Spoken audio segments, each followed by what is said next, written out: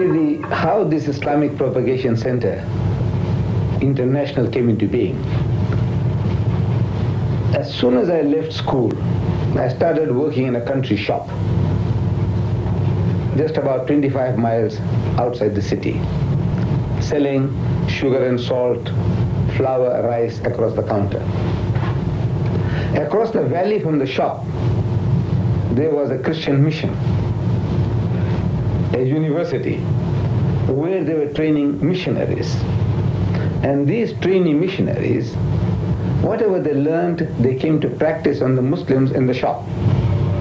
We were ready customers for them. We were the only Muslims around that place, and they would come to us telling us that, Muhammad has so many wives. I knew nothing about that. They would tell us that Muhammad sallallahu alaihi wasallam, he spread his religion at the point of the sword, meaning he forced people to accept Islam. I knew nothing about that. He said Muhammad sallallahu alaihi wasallam, he copied the Quran from the Jews and the Christians, meaning he plagiarized, he stole. I knew nothing about that. And all the other staff in the shop, we were all on the same level. The only thing we knew about Islam was that we read the Shahada, which made us Muslims. What the Shahada meant, when we said La ilaha illallah Muhammadur Rasulullah, to us it was like a magic formula. If you can say it, you are a Muslim. If you can't say it, you are not a Muslim. What to do? They made life miserable. The missionaries made life miserable for me and the other staff. I felt like leaving the job and running away. But jobs were very difficult to get. What to do? Allah came to the rescue. I came across a worm-eaten book.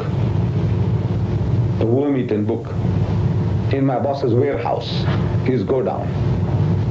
The title of the book was Izharul Haq, meaning the truth revealed.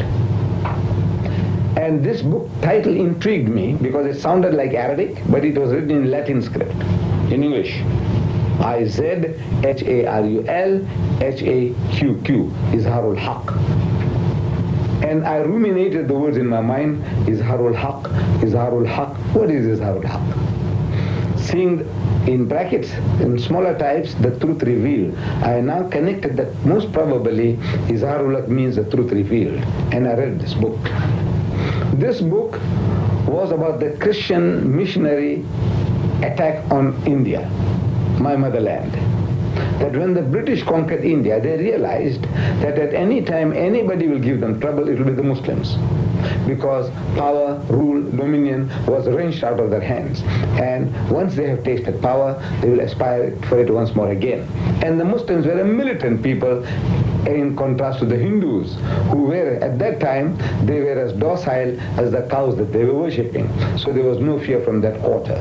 So the British felt that if they can convert the Muslims, a substantial number of them, they can rule India for 1,000 years. And they started pouring in the missionaries like frogs in the rainy season into India, wanting to convert our people. I'm reading this in this book, and about the debates that took place. Now those debates were of great interest to me, because this is actually, now I'm under pressure from the Christians, and it's giving me material. It's arming me. As the debates that took place, the same type of arguments, if I can use, I will be in a better position to defend myself and Islam. So whatever I learned in the book, I started practicing on the students now. And I made appointments with them to go to their homes on Sundays, after church, the church, and talking to them. And I talked myself into talking until I came to Durban, reside in Durban. I found a job in Durban. And in Durban, around the 50s, an opening took place. This is also Allah's Musabbibul Asbab. We had a very charismatic speaker coming from overseas. And this speaker, very unusual, for a Sunday morning, he used to get 200 to 300 people every Sunday morning. And the crowd was increasing continuously. And I used to attend this talk of his, very fascinating. At the end of the talk, question and answers, and when everything was over, after a few months, a convert to Islam, an Englishman who had become Muslim, by the name of Mr. Fairfax. This Mr. Fairfax, he suggested this, look, any of you, if you are interested, I am prepared to teach you people comparative religion. But he called it Bible class. He said, I will teach you the Bible, how to use the Bible in propagating Islam. So he said, very good. So out of this 200 to 300 audience every Sunday morning that this other gentleman grew, about 15 to 20 opted to remain for a second injection. And this Mr. Fairfax began teaching us that, look, in the book of Daniel, there are certain prophecies and how to use those prophecies. In the book of Deuteronomy, in the Bible, there are certain prophecies regarding the coming of our Nabi Kareem Sallallahu Alaihi Wasallam and how we can exploit them, how we can expound them. So this thing carried on for a few more weeks or a couple of months, and then Mr. Fairfax was absent. And I could see the disappointment on the faces of these young people. We were all young then, 15 to 20 of us. We're looking at each other's faces, disappointed, and we break up. The following Sunday again, we look at each other's faces. Where is Mr. Fairfax? No news. And we break up. The third Sunday, I suggested to them, to those people who were enthusiastic about having a second inning, I said, look, if you like, I can carry on where Mr. Fairfax left off, because I had the knowledge, but I was sitting in to give this person my moral support. Myself and my secretary, who has just passed away, Mr. G.H.E. Vanker. Now, we were both knowledgeable as far as the Bible was concerned, but we would give them our moral support. We would sit there and with the rest. Now I said, look, if you like, I will carry on from where Mr. Fairfax left off, and if you get bored, tired, fed up, just yawn, and there will be notice enough for me to stop. And for 3 years, I continued talking to them, and I discovered now that that was my best way of learning, because there is no better way to learn than to teach. As our Nabi Kareem Sallallahu Alaihi Wasallam, he said, "Ballighu anni walau ayah."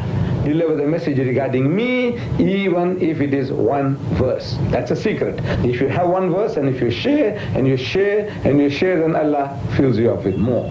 I didn't know that then, but I can now realize what was happening. Teaching them. Then I had some visitors to come along. There were some visitors coming from Johannesburg, and they stayed in for my class. And they felt that they can exploit my talents. So they said, look, we are having a birthday celebration of the Holy Prophet Muhammad Sallallahu Alaihi Wasallam in the City Hall of Johannesburg, and we would like you to come and speak to us. So I said, I'm a working class man, I can't afford these trips, but if you give me an air ticket, I will come. So they gave me an return air ticket, and for the first time in my life, I traveled by air to reach Johannesburg and deliver the lecture.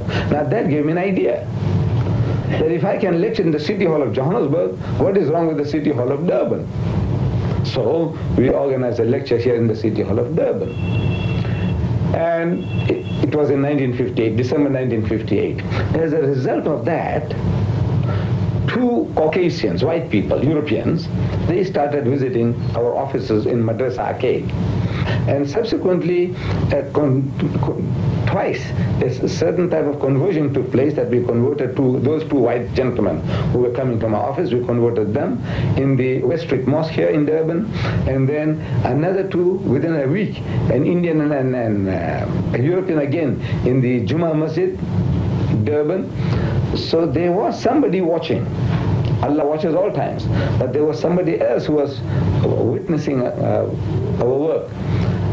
An elderly gentleman by the name of Haji S.I. Kadwa.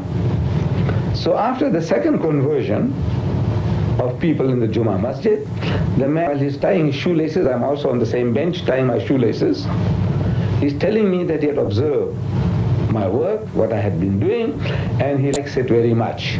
And he said, look, I've got 75 acres of land at a place called Brema in Natal, about 55 miles outside Durban, and I'm prepared to give it to you. So I said, I accept.